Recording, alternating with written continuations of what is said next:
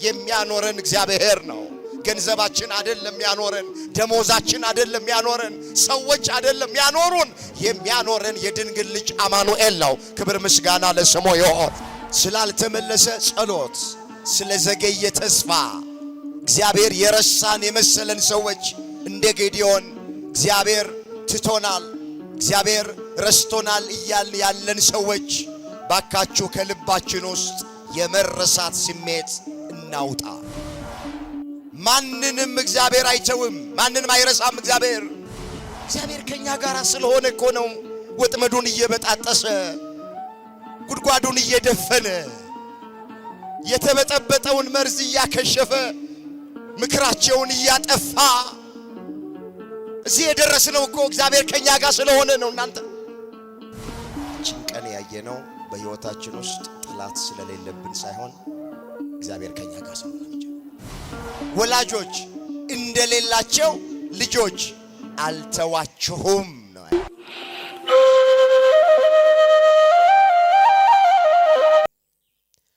ለዛሬ እግዚአብሔር በሰጠን ጊዜና ሰዓት የምንማማርበት የትምህርታችን ርዕስ የሚሆነው እግዚአብሔር ከእኛ ጋር ነው የሚል ይሆናል።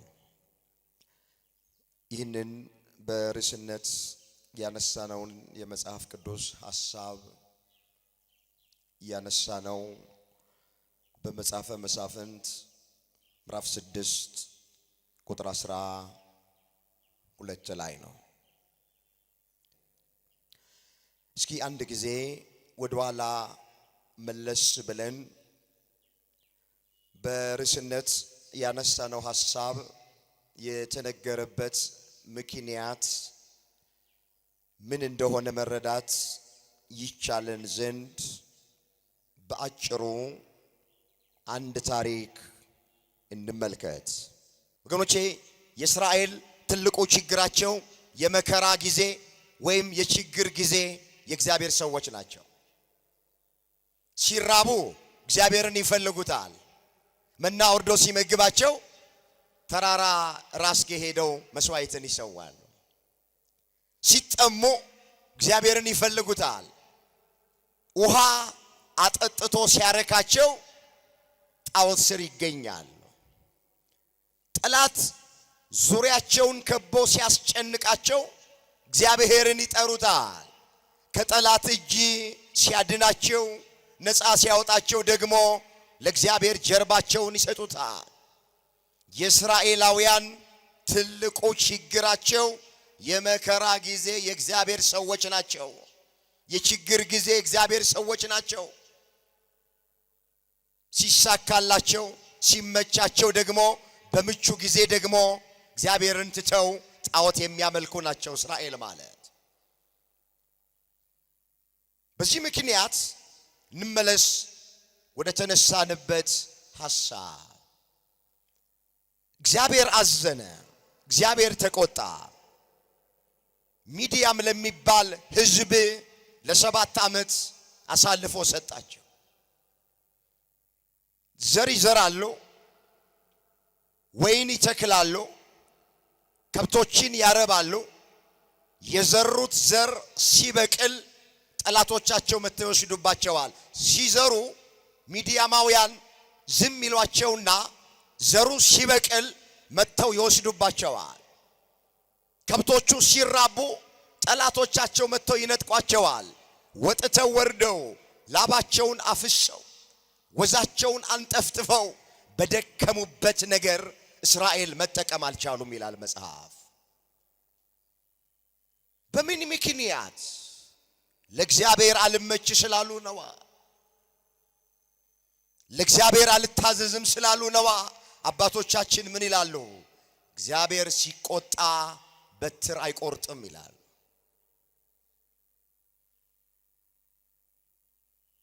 እግዚአብሔር መቅጣት ያውቅበታል። ወገኖቼ እግዚአብሔር የተቆጣ እንደሆነ ክፉ የሀገር መሪ አስነስቶ ከፈለገ መቅጣት ይችላል ህዝቡን።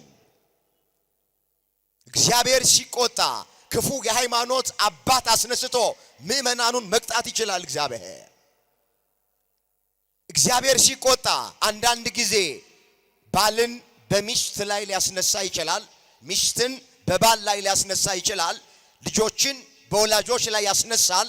ወላጆችን በልጆች ላይ ያስነሳል። የገዛ ብልቶቻችን ጠላት እንዲሆኑ ያደርጋል እግዚአብሔር። አሁን በእስራኤል ላይ እግዚአብሔር አዘነ፣ ተቆጣ። እሱን ትተው ለጣዖት ይንበረከኩ ይሰግዱ ስለጀመሩ ማለት 7 ዓመት ተቀጡ። ኑሯቸው ምሽግ ውስጥ፣ ዋሻ ውስጥ፣ ጉድጓድ ውስጥ እንደነበረ ጸሐፊው በስፋት መዝግቦታል። በአንድ ወቅት ጌዲዮን የተባለ መሪያቸው በወይን መጥመቂያ ውስጥ ከሚዲያማውያን ተሸሽጎ ስንዴ እየወቃ ሳለ የእግዚአብሔር መልአክ ለጌዲዮን ተገለጠለት ይላል። መጽሐፈ መሳፍንት ምዕራፍ 6 ቁጥር 11 አነበዋለሁ። እንደዚህ ይላል። የእግዚአብሔር መልአክ መጥቶ በኦፍራ ባለችው ለአቤዜራዊው ለኢዮአስ በነበረችው በአድባሩ ዛፍ በታች ተቀመጠ ይላል። በዓይነ ሕሊናችሁ ሳሉት። መልአኩ ከዛፉ በታች ተቀምጦ ጌዲዮንን ይጠብቀዋል።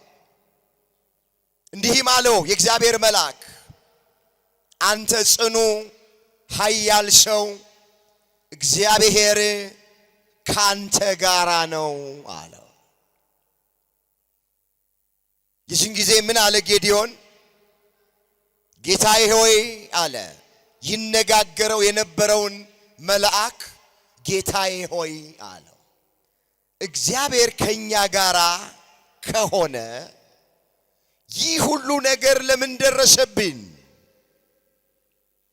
አባቶቻችንስ እግዚአብሔር ከግብፅ አውጥቶናል ብለው ይነግሩ የነበረ ተአምራቱ ወዴት አለ? አሁን ግን እግዚአብሔር ትቶናል፣ በሚዲያማውያን እጅ አሳልፎ ሰጥቶናል አለው ይላል። አስተውሉ የእግዚአብሔር ልጆች፣ እንዴት እግዚአብሔር ከናንተ ጋር ነው ትለናል? እግዚአብሔር ከኛ ጋር ቢሆን ኖሮ ይህ ሁሉ መከራ ለምን ደረሰብን? አባቶቻችን እንደነገሩን ከ430 ዓመት የግብፅ የባርነት ቤት እግዚአብሔር አውጥቷቸው ነበረ። መና አውርዶም መግቧቸው ነበረ። ከአለቱ ከጭንጫው ላይ ውሃ አፍልቆ አጠጥቷቸው ነበረ። እየተንከባከበ ወደ ምድረ ርስት ወደ ከነዓን አስገብቷቸው ነበረ። አባቶቻችን ይሄንን ነግረውናል አለ ጌዲዮን። ከአባቶቻችን ጋር የነበረ እግዚአብሔር ግን እኛን ትቶናል፣ ረስቶናል፣ ለሚዲያምም አሳልፎ ሰጥቶናል አለ። ወገኖቼ እባካችሁ ከልባችን ውስጥ የመረሳት ስሜት አውጥተን እንጣል። ማንንም ሰው እግዚአብሔር አይተው። በደንብ አድርጋችሁ ስሙ። ስላልተመለሰ ጸሎት፣ ስለዘገየ ተስፋ እግዚአብሔር የረሳን የመሰለን ሰዎች እንደ ጌዲዮን እግዚአብሔር ትቶናል፣ እግዚአብሔር ረስቶናል እያልን ያለን ሰዎች ባካችሁ ከልባችን ውስጥ የመረሳት ስሜት እናውጣ። ማንንም እግዚአብሔር አይተውም፣ ማንንም አይረሳም እግዚአብሔር። ምናልባት እኛ ልንተወው እንችላለን እንጂ እሱ አይተወንም። እኛ ልንረሳው እንችል ይሆናል፣ እሱ ግን አይረሳንም። ምንድነው የሚለው መጽሐፍ? ጽዮን ግን እግዚአብሔር ትቶኛል ጌታም ረስቶኛል አለች።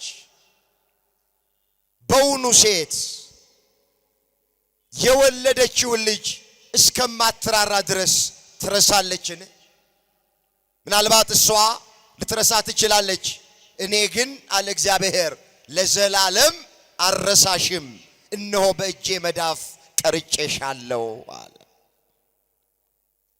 ትንቢተ ኢሳይያስ ምዕራፍ 49 ቁጥር 14 ላይ የተመዘገበ እግዚአብሔር ቃል። ጽዮን ግን አለ ቃሉ ለጊዜው ለጽዮናውያን ለእስራኤላውያን የተነገረ ስለሆነ ነው። በሙርኮ ሳሉ በባቢሎን ሳሉ እግዚአብሔር ትቶናል ጌታም ረስቶናል አሉ። ምሳሌ ያመጣ አንዲት ሴት 9 ወር ከ5 ቀን በማህፀኗ የተሸከመችውን ልጅ ጡቶቿን አጥብታ ያሳደገችውን ልጅ በክንዶቿ ያቀፈችው ልጇን በጀርባዋ ያዘለች ልጇን ትረሳለችን? ምናልባት እሷ ትረሳ ይሆናል። እኔ ግን አለ ለዘላለም አረሳችሁም አለ እግዚአብሔር። በእጄ መዳፍ ላይ ቀርጫችኋለሁ። እያንዳንዳችንን ክርስቲያኖች ወገኖቼ፣ እናቶቼ፣ አባቶቼ የታደላችሁ በዚህ ሰዓት ይህን እግዚአብሔር ድምጽ እየሰማችሁ ያላችሁ አይረሳንም እግዚአብሔር፣ አይተወንም እግዚአብሔር። ምን ብሎ ነው ዳዊት የተናገረው? እግዚአብሔር ሕዝቡን አይጥልም ርስቱንም አይተውም ነው ያለው። መዝሙር 93 ቁጥር 14 ላይ የተመዘገበ ቃል። አዲስ ኪዳን ላይ ስንመጣ ጌታችን መድኃኒታችን ኢየሱስ ክርስቶስ ለጊዜው ለደቀ መዛሙርቱ ለፍጻሜው ስለ ሁላችን ምን ብሎ ነው የተናገረው?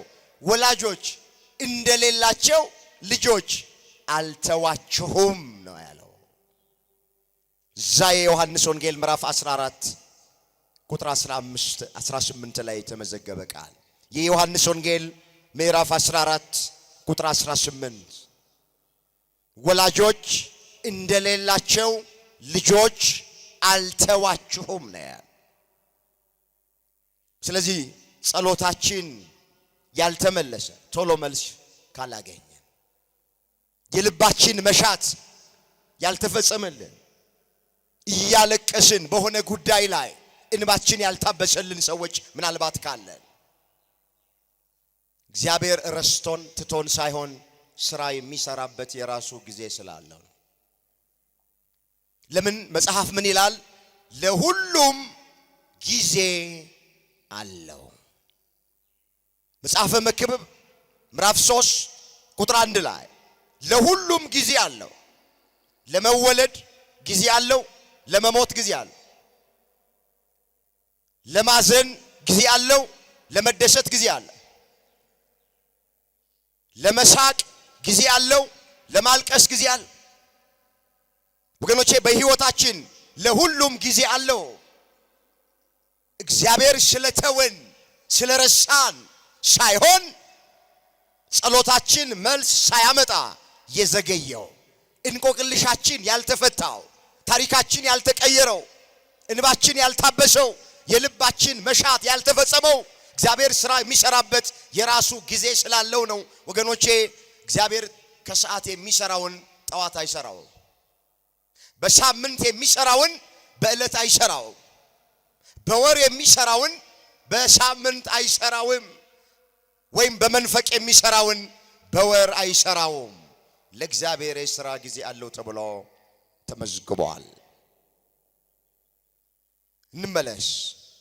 ከአባቶቻችን ጋራ እግዚአብሔር ነበረ፣ እኛን ትቶናል፣ ረስቶናል፣ ለሚዲያምም አሳልፎ ሰጥቶናል አለው ይላል። ወዲያው እግዚአብሔር ተገለጠ።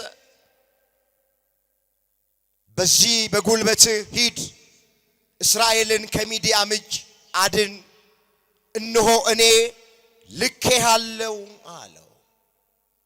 አስተውሎ አስቀድሞ መልአኩን ላከለት ለጌዲዮን። አሁን ደግሞ ራሱ እግዚአብሔር ተገለጠለት፣ ቃል ለቃል ያናግረው ጀመረ። በዚህ በጉልበትህ ወገንህን እስራኤልን ነፃ አውጣ፣ ልኬሃለሁ፣ እኔ ካንተ ጋር ነኝ፣ ከፊት እመራሃለሁ፣ ከኋላ እከተልሃለሁ፣ ሚዲያምን እንደ አንድ ሰው አድርገ ትመታለህ አለው እግዚአብሔር። እኔ ካንተ ጋር ነኝ አለው። እኔ ከማን ጋር ነኝ? ካንተ ጋር ነኝ። ወገኖቼ እግዚአብሔር ከኛ ጋር ከሆነ የማንሻገረው ነገር የለም፣ የማናልፈው ነገር የለም። እንመጣበታለን። እኔ ካንተ ጋር ነኝ አለ። ጌዴዎን ለእግዚአብሔር እንዲህ ብሎ መለሰ። ጌታ ሆይ አለ፣ እስራኤልን በምን አድናለሁ? ወገኔ ከምናሴ ነገድ ከሁሉ ይልቅ የተጠቃ ነው። እኔም በአባቴ ቤት የሁሉ ታናሽ ነኝ አለ። የሚገርም ቃል ነው። መጋቢ ብሉይ እየተባለ የሚጠራ የመላእክት አለቃ ቅዱስ ሚካኤል ተገልጦ እያነጋገረው፣ ኋላም የሰራዊት ጌታ እግዚአብሔር ተገልጦ እያነጋገረው ጌዴዎን ምን ይላል? እኔ ከተናቀው ከተጠቃው ከምናሴ ነገድ እኩሌታ ነኝ፣ በአባቴ ቤትም የሁሉ ታናሽ ነኝ ይላል። ራሱን በትህትና ዝቅ አደረገ። እግረ መንገዳችንን ክርስትና ማለት ወገኖቼ እኔ ታናሽ ነኝ ማለት ነው። ምንም ሊኖረን ይችላል፣ ምንም ልናቅ እንችላለን፣ ማንም ልንሆን እንችላለን።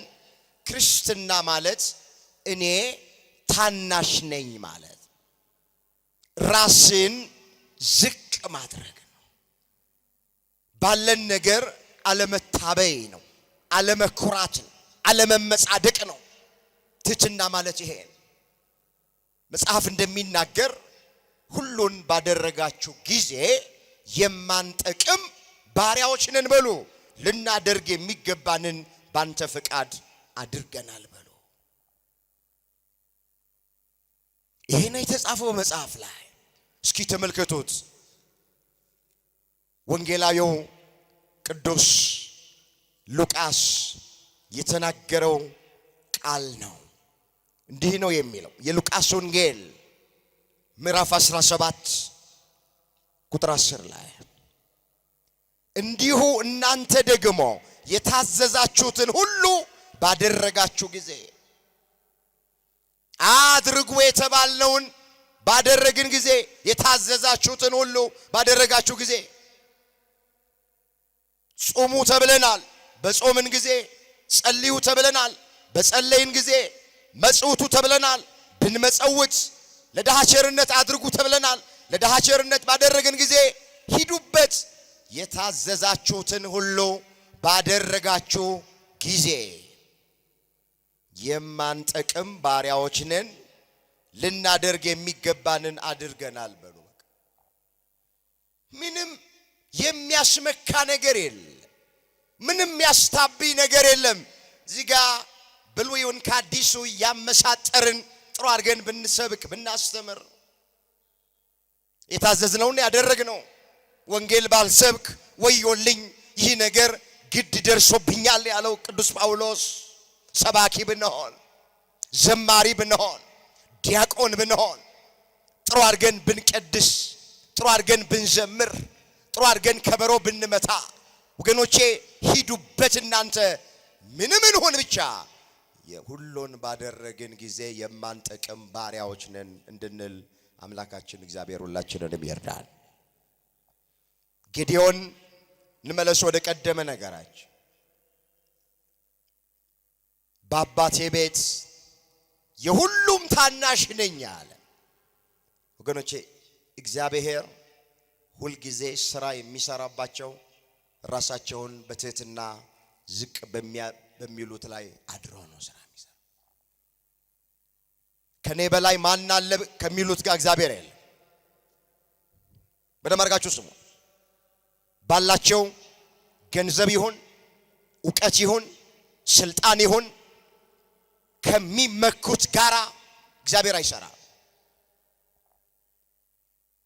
እግዚአብሔር ስራ የሚሰራው በትሑታን ላይ አድሮ ነው።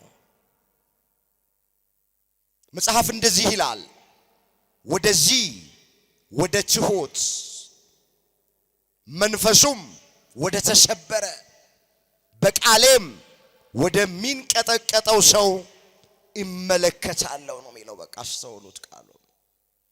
ትንቢተ ኢሳይያስ ምዕራፍ 66 ቁጥር 2 ላይ የተመዘገበ የእግዚአብሔር ቃል ወደዚህ ወደ ትሑት መንፈሱም ወደ ተሰበረ በቃሌም ወደሚንቀጠቀጠው ሰው ይመለከታለሁ።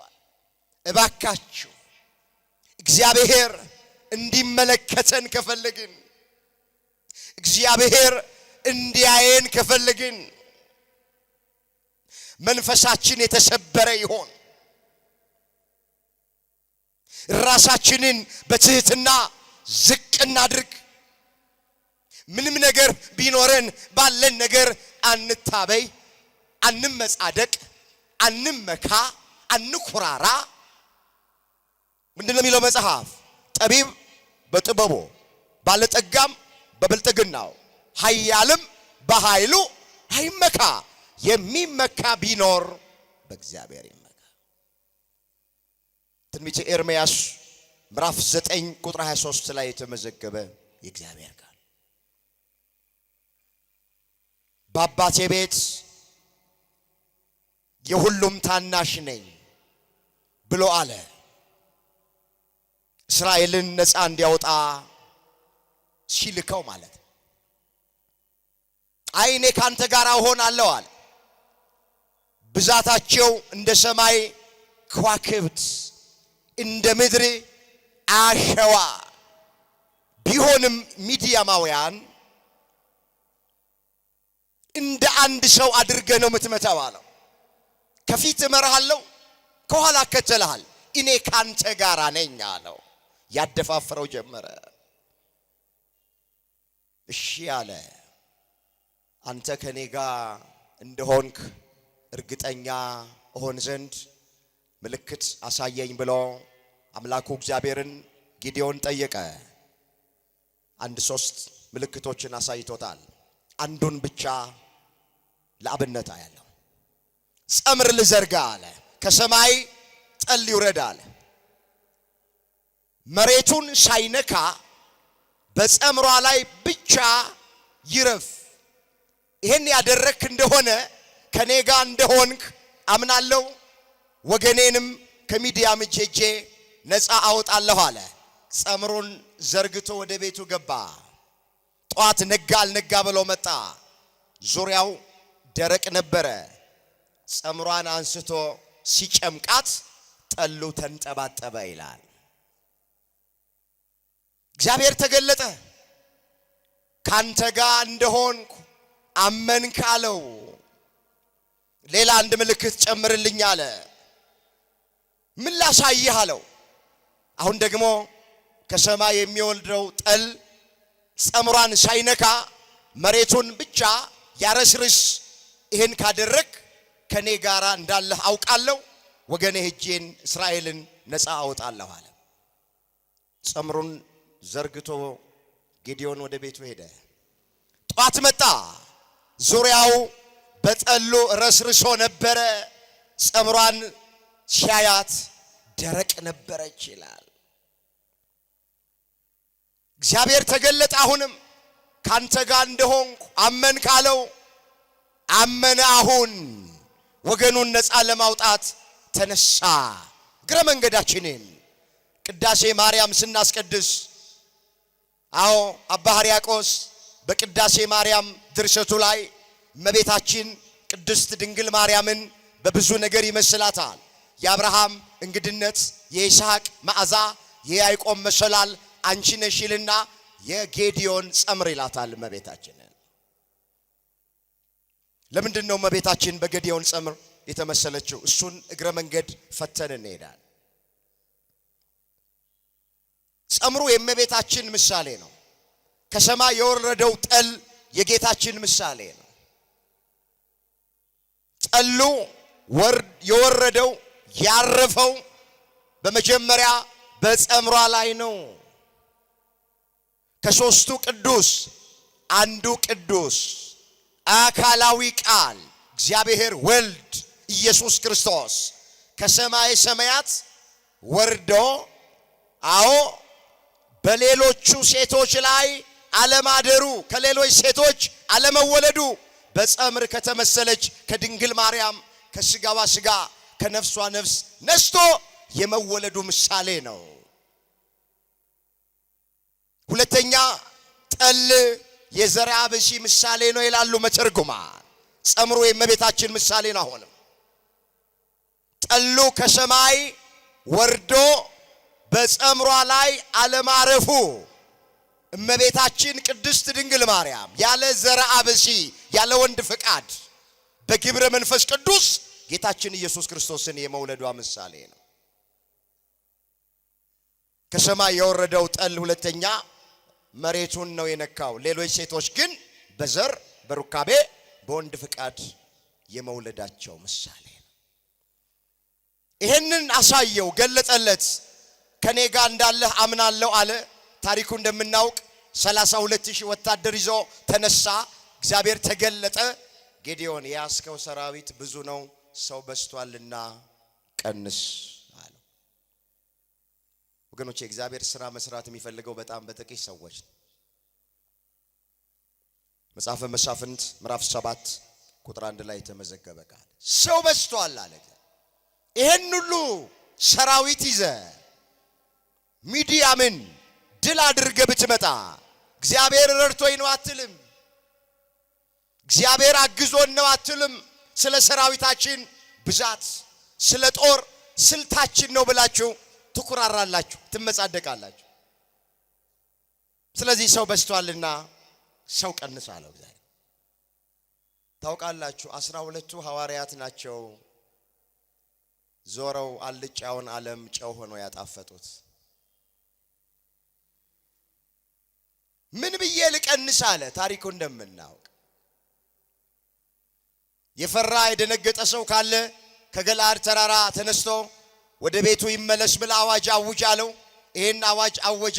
22,000 ወታደር ወደ ቤቱ ተመለሰ። 10,000 ቀረ። አሁንም ያስከው ሰራዊት በዝቷል አለ እግዚአብሔር። ሰው ቀንስ አለው። ምን ብዬ ልቀንስ አለ። ውሃ ጠጡ በልና ወደ ምንጭ አውረዳቸው አለ እግዚአብሔር። ውሃ ሲጠጡ ትጥቃቸውን ፈተው እንደ ውሻ በምላሳቸው የሚልሱትን እነሱን መልሳለ እግዚአብሔር። ውሃ ጠጡ ብሏቸዋል እግዚአብሔር ብሎ 10,000 ወታደር ወደ ምንጭ ይዟቸው ወረደ። 9,700 ወታደር ትጥቁን ፈታ። እንደ ውሻ ተንበርክኮ በምላሱ መላስ ጀመረ። እነዚህንም መልስ አለ። ከ32,000 ወታደር 300 ብቻ ቀረ። 300ውን ይዘህ ሂድ፣ ቀንደ መለከት፣ ባዶ ማሰሮ፣ ችቦ ስጣቸው፣ 100 አድርገህ አሰልፋቸው አለ እግዚአብሔር። በዓይነ ሕሊናችሁ ሳሉ የሚዲያም ወታደሮች እንደ ሰማይ ኳክብት እንደ ባህር አሸዋ እንደ አንበጣና እንደ ኩብኩባ ማይቆጠሩ ናቸው ነው የሚላቸው። ቁጥራቸው በሚሊየን የሚቆጠሩ ናቸው፣ እጅግ ብዙ ናቸው ይላል መጽሐፍ። እስራኤል ግን 300 ናቸው። እጃቸው ላይ ዘመነኛ መሳሪያ የለም፣ ሰረገላ የለም፣ ጅምላ ጨራሽ መሳሪያ የላቸውም፣ ታንክ የላቸውም። ወይም አሁን በዘመናችን ያሉት ዘመነኛ መሳሪያዎች የሏቸውም። የያዙት ቀንደ መለከት ነው፣ ባዶ ማሰረ ነው፣ ችቦ ነው። ጦርነቱ ተጀመረ። ጌዲዮን እንዲህ ብሎ መመሪያ ሰጠ። መለከቱን ንፉ ስል መለከቱን ትነፋላችሁ፣ ችቦውን ለኩሱ ስል ችቦውን ትለኩሳላችሁ፣ ማሰሮውን ስበሩ ስል ትሰብራላችሁ አለ። ለእያንዳንዳቸው በግራ እጃቸው ችቦውን በቀኝ እጃቸው መለከቱን ይዘው አንድ እርምጃ ወደ ጠላት ወረዳ ሲገቡ የአንዱን እስራኤላዊ ኮቴ ይላል መጽሐፍ የ1,000 ሰው ኮቴ ያደረገ ወደ ሚዲያም ጆሮ አመጣ ይላል። ያለ ምንም መሳሪያ ብዛታቸው ይመጠንና ይለካ ዘንድ የማይችለውን የሚዲያምን ሰራዊት የጌዲዮንና የእግዚአብሔር ሰልፍ እያሉ እስራኤላውያን ድል አደረጉ ይላል። ወገኖቼ ሰራዊት ስላለ ማሸነፍ አይቻልም። መሳሪያም ሰረገላም ስላለ ማሸነፍ አይቻልም። እግዚአብሔርን የያዘ ነው የሚያሸንፈው። ንገሩኝ፣ ማንን የያዘ? በማን የሚታመን? ማንን ተስፋ የሚያደርግ? ምን ይላል? ያሸንፋል። ምንድነው የሚለው መጽሐፍ? ፈረስ ለጦርነት ቀን ይዘጋጃል፣ ድል ግን ከእግዚአብሔር ዘንድ ነው ተብሎ ተጽፏል። መጽሐፈ ምሳሌ ምዕራፍ 21 ቁጥር 31 ላይ ተመዘገበ። ፈረስ ለጦርነት ቀን ይዘጋጃል፣ ድሉ ግን ከእግዚአብሔር ዘንድ ነው። በሰራዊት ብዛት ማሸነፍ ቢቻል ኖሮ ሚዲያማውያን እስራኤላውያንን ባሸነፉ ነበር። በመሳሪያ በጦር ስልት በቅልጥፍና በቴክኒክና በታክቲክ ማሸነፍ ቢቻል ኖሮ ሚዲያም እስራኤልን ያሸነፉ ነበር።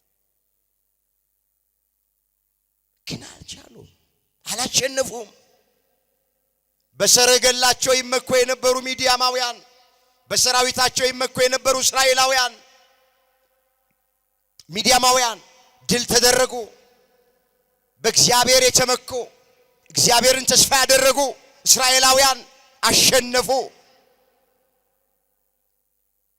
ምንድነው ዳዊት ብሎ የዘመረው? እነዚያ በሰረገላ እነዚያም በፈረሳቸው ይታመናሉ፣ እኛ ግን በአምላካችን በእግዚአብሔር ስም ከፍ ከፍ እንላለን።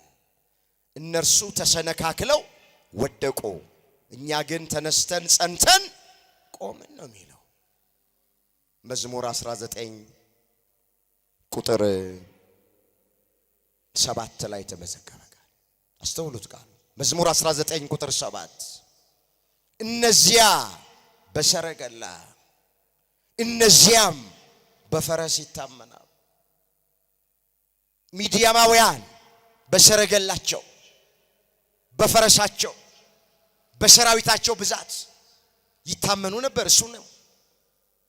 እኛ ግን እስራኤል ግን የእግዚአብሔር ሕዝብ ግን በአምላካችን በእግዚአብሔር ስም ከፍ ከፍ እንላለን። እነርሱ ተሰነካክለው ወደቁ፣ እኛ ግን ተነስተን ጸንተን ቆምን አለ። እግዚአብሔር ሁላችንን አጽንቶ ያቁመን። ዳዊት በሌላ ስፍራ ምን ብሏል? እግዚአብሔር አንድ ጊዜ ተናገረ፣ እኔም ይህን ብቻ ሰማው። ኃይል የእግዚአብሔር ነው። ኃይል የማን ነው? መስክሩ እንጂ ኃይል የማን ነው? ኃይል የባለ ጊዜዎች አይደለም። ኃይል የባለ መሳሪያዎች አይደለም። ወገኖቼ እንዳትሳሳቱ። እግዚአብሔር አንድ ጊዜ ተናገረ፣ እኔም ይህንን ብቻ ሰማሁ። ኃይል የእግዚአብሔር ነው። መዝሙር 61 ቁጥር 11 ላይ ተመዘገበ። እግዚአብሔር ቃል ኃይል የእግዚአብሔር ነው። ማዳን የእግዚአብሔር ነው። ማሸነፍ ከእግዚአብሔር ነው። ድል ማድረግ ከእግዚአብሔር ነው። ሮጦ መቅደም ከእግዚአብሔር ነው። እስራኤል ስሙን ጠርተው የእግዚአብሔርን ቁጥራቸው ይመጠንና ይለካ የማይችለውን የሚዲያም ሕዝብ ድል አደረጉ። አስቀድሞ ለጌዲዮን አንድ ህልም ጠላት ያየውን ህልም ለጌዲዮን እግዚአብሔር ገልጦለት ነበር። ምንድነው ህልሙ? አንዲት የገብስ እንጎቻ ተንከባላ ወደ ሚዲያም ከተማ ስትገባ በሚዲያም መንደር ውስጥ ትልቅ የነበረውን ድንኳን ስታጋድመው ይላል መጽሐፍ። ይህንን ህልም ለጌዲዮን እግዚአብሔር አሰምቶት ነበር። ህዝቡም ምን ብሎ ፈታው ይላል የሚዲያም ሕዝብ፣ የገብስ እንጀራ ከተማችን ገብታ ትልቅ ድንኳን የጣለች ያጋደመች የጌዲዮን ሰይፍ ናት አሉ። ወገኖቼ እግዚአብሔር እኛን እንደሚረዳን እግዚአብሔር እኛን እንደሚያግዘን ለጠላቶቻችን ህልም ያሳያቸዋል። ለሚያሳድዱን፣ ጉድጓድ ለሚቆፍሩልን፣ መርዝ ለሚበጠብጡልን አስቀድሞ ይገልጥላቸዋል፣ ይነግራቸዋል። ከሚዲያም መካከል አንድ ሰው ነው ይሄን ህልም ያየው። ጌዲዮን ይሄን ህልም ያየው ሰው ሲናገር ሰማ። እግዚአብሔር እየተናገረ ስራ ይሰራል።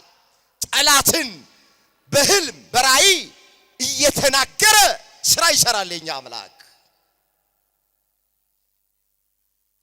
እስራኤል እግዚአብሔርን ተስፋ አድርገው በስሙ ታምነው ጠላቶቻቸውን ድል አደረጉ። እንመለስ ወደ ርዕሳችን። እግዚአብሔር ከኛ ጋራ ነው። ወገኖቼ እኔ አሁን ከምተርክላችሁ ታሪክ በላይ ከምሰጣችሁ ምዕራፍና ቁጥር በላይ እግዚአብሔር ከኛ ጋር ስለመሆኑ ኑራችን ምስክር አይደለም? ህይወታችን ምስክር አይደለም? እስኪ በደንብ የራሳችን ህይወት እስኪ እግዚአብሔር ከኛ ጋር ባይሆን ኖሮ ጠላቶቻችን እንዳጠመዱብን ወጥመድ ቢሆን፣ የገዛ ጓደኞቻችን እንደቆፈሩልን ጉድጓድ ቢሆን ማን እዚህ ይደርስ ነበር? እግዚአብሔር ከኛ ጋር ስለሆነ እኮ ነው ወጥመዱን እየበጣጠሰ ጉድጓዱን እየደፈነ የተበጠበጠውን መርዝ እያከሸፈ ምክራቸውን እያጠፋ እዚህ የደረስነው እኮ እግዚአብሔር ከኛ ጋር ስለሆነ ነው። እናንተ ምን አለ ዳዊት በመዝሙር 123 ቁጥር 1 ላይ የተመዘገበ ቃል ነው። ባካችሁ ይሄንን ቃል እስኪ ሁላችሁም አስተውሉት። መዝሙር 123 ቁጥር 1 እግዚአብሔር ከኛ ጋር ባይሆን እስራኤል እንደዚህ ይብል፣ ሰዎች በእኛ ላይ በተነሱ ጊዜ፣ ቁጣቸው በላያችን በነደደ ጊዜ፣ በዚያን ጊዜ ሕያዋን ሳለን በዋጡን ነበረ፣ በነፍሳችን ላይ ፈሳሽ ባለፈ ነበረ። በዚያን ጊዜ የጎርፍ ውሃ በነፍሳችን ባለፈ ነበረ። ለጥርሳቸው ንክሻ ያላደረገን እግዚአብሔር ይባረክ አለ። ነፍሳችን እንደ ወፍ ከአዳኞች ወጥመድ አመለጠች። ወጥመድ ተሰበረ፣ እኛም አመለጥን። እስኪ ያስመለጠንን አምላክ ከፍ አድርጋችሁ አመስግኖት። ክብር ምስጋና ለአምላካችን ለእግዚአብሔር ይሁን። እስኪ ወጥመድ በሉ፣ ወጥመድ በሉ እስኪ። ተሰበረ፣ እኛም አመለጥን። እኛም ምን አለን? ብዙ ወጥመድ ነበር የተጠመደ በህይወታችን ውስጥ፣ በትዳራችን ላይ አንዳንዶቻችን ጠላት ያጠመደብን ወጥመድ ነበር። በስራችን ላይ በእንጀራችን ላይ የተጠመደብን ወጥመድ ነበረ አንዳንዶቻችን።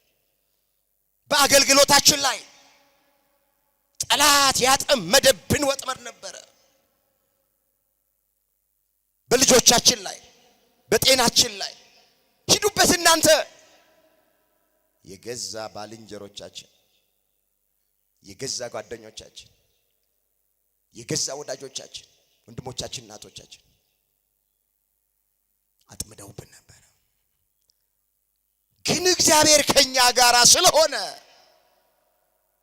በወጥመዳቸው ውስጥ አላስገባንም። በቆፈሩት ጉድጓድ ውስጥ አልጨመረንም።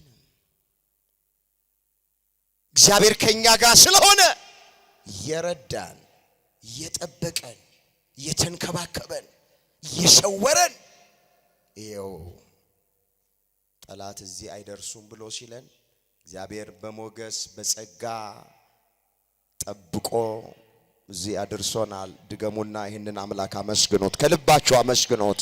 ክብር ምስጋና ለአምላካችን ለእግዚአብሔር ይሁን። ስለዚህ እግዚአብሔር ከኛ ጋር ነው ወገኖቼ። እቺን ቀን ያየነው በህይወታችን ውስጥ ጠላት ስለሌለብን ሳይሆን እግዚአብሔር ከኛ ጋር ስለሆነ ብቻ። ማን ከኛ ጋር ስለሆነ ብቻ? እግዚአብሔር ከኛ ጋር ስለሆነ ብቻ እንጂ ጠላት ስለሌለብን አይደለም። ጠላት ሞልቷል። በጎረቤት፣ በስራ ቦታ፣ በተሰማራንበት መስክ ጠላት ሞልቷል በየቦታው። ከመሬት ተነስተው አይናቸው የሚቀላ እሷ ከማ ትበልጣለች የሚለው እሱ ከማ ይበልጣል የሚለው ያልታደሉ ሰዎች አሉ። በቃ ቅናተኞች አሉ። ብዙ ርቀት የሄዱ ማለት ግን እግዚአብሔር ከማጋ ነው? መስክሩ። እግዚአብሔር ከማጋ ነው? ከኛ ጋር ነው። ላፍታም እንዳትጠራጠሩ እግዚአብሔር ከናንተ ጋር እንደሆነ እንዳትጠራጠሩ። ሰይጣን ይሄንን እንዳይወስድባችሁ።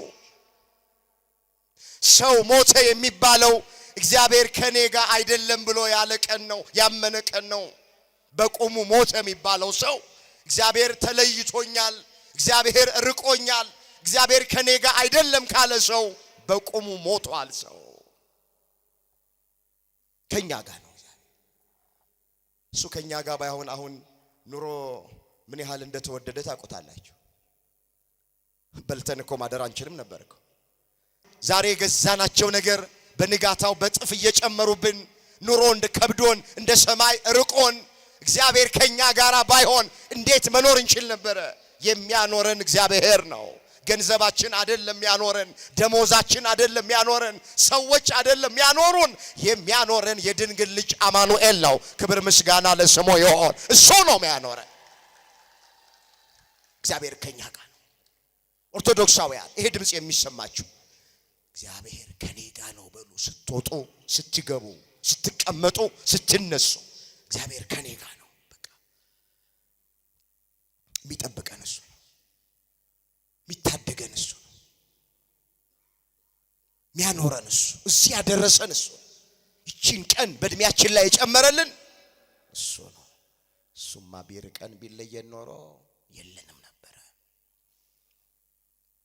እኛም ከሱ ጋር እንድንኖር እሱም ደግሞ ለዘላለም ከኛ ጋር እንዲኖር የአምላካችን ቅዱስ ፈቃዱ ይሆነልን። አንድ ቃል ተናግሬ ትምህርቴን ጨርሳለሁ። ቅዱስ ጳውሎስ እግዚአብሔር ከኛ ጋር ባይሆን ስለሚገጥመን ነገር እንዲህ ብሎ ተናግሯል። ሮሜ ምዕራፍ 8 ቁጥር 31 ላይ የተመዘገበ ቃል እግዚአብሔር ከኛ ጋር ከሆነ አለ ይሄ ሐዋርያ ማን ይቃወመናል? እስኪ ቃሉን ልባችሁ ሰሌዳ ላይ እንዲጻፍ ከኔ ቀጥላችሁ ተናገሩ። እግዚአብሔር በሉ እስኪ ከኛ ጋር ከሆነ ማን ይቃወመናል? ማንም ሊቃወመን አይችልም። ይኸውላችሁ በደንብ አድርጋችሁ ስሙኝ። እግዚአብሔር ከእርሱ ጋር የሆነውን ሰው ብንቃወመውም ታግለን አንጥለውም፣ አንድገም። ትልቁ ነገር እግዚአብሔር ከኛ ጋር ነው ወይ የሚለው ነገር ላይ እርግጠኛ እንሁን እንጂ ማንም ሰው ቢቃወመን ምንም ማምጣት አይችልም።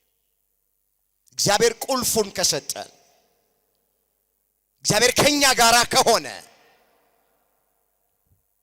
ማንም ሰው ቢነሳ የቱንም አይነት ምክር ቢመክር የቱንም ነገር ቢያስብ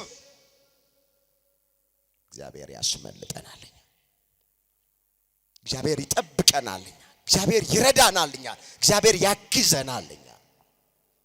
ስለዚህ ሁል ጊዜም ከሱ ጋር እንድንኖር አምላካችን እግዚአብሔር ሁላችንን በቸርነቱ ይርዳን። ትልቁ ችግር እግዚአብሔር ከኛ ጋር ነው፣ እኛ ግን ብዙዎቻችን ከእግዚአብሔር ጋር አይደለም።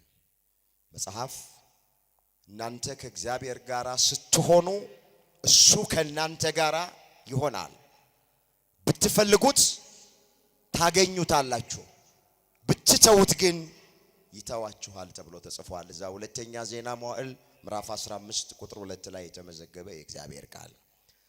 ስለዚህ ከዚህ በኋላ ቀሪ ህይወታችንን ቀሪ ዘመናችንን በሃይማኖት በጸሎት በጾም ከሱ ጋር እንድንሆን አምላካችን እግዚአብሔር ይርዳን። ወገኖቼ ቁጭ ብለን ቃሉን ስንሰማ ከእግዚአብሔር ጋር ነን። ቅዳሴውን መተን ስናስቀድስ ከእግዚአብሔር ጋር ነን። ውዳሴ ማርያማችንን እየጸለይን ከሆነ ከእግዚአብሔር ጋር ነን። ዳዊታችንን እየደገምን ከሆነ ከእግዚአብሔር ጋር ነን። የጸሎት ህይወት ካለን ከእግዚአብሔር ጋር ነን። ከእግዚአብሔር ጋር መሆን ማለት ይሄ እኛ ከሱ ጋር ከሆንን እሱ በረድኤት በበረከት በቸርነት በጥበቃ ከኛ ጋር ይሆናል። ሁል ጊዜም እግዚአብሔር ከኛ ጋር እንዲሆን የሱ ቅዱስ ፈቃዱ ይሆንልን። ያስተማረን የመከረን የገሰጸን የአባቶቻችን አምላክ እግዚአብሔር ስሙ የተመሰገነ ይሁን። የሁላችንን መጨረሻ እግዚአብሔር ያሳምር።